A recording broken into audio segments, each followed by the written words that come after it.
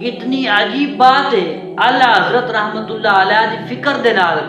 اختلاف کرنے والے او لوگ نے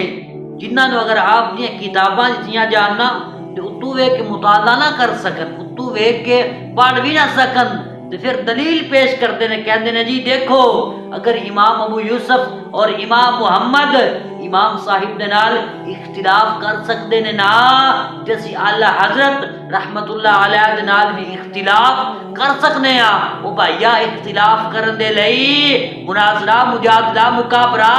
ڈیبیٹ کرن دے لئی بھائیا ہم پلہ ہونا ضروری ہے۔ وہ جنہاں نو محمد سیگے دا نہیں پتا، جنہاں نو اعظم سیگے دا نہیں پتا، جنہاں نو ابو حنیفہ دے عراق دا نہیں پتا، وہ بھی لوگ اعلیٰ حضرت رحمت اللہ علیہ دی فکر دے نال اختلاف کر دینے۔ او بھائیا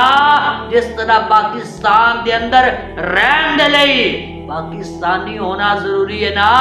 اگر پاکستانی بندہ نہ ہوئے تو سائیں باہر کر دے دینے۔ اسی طرح سنی کہلوان دے لئی اعلیٰ حضرت رحمت اللہ علیہ دی فکر نو بھائیا تسلیم کرنا ضروری ہے۔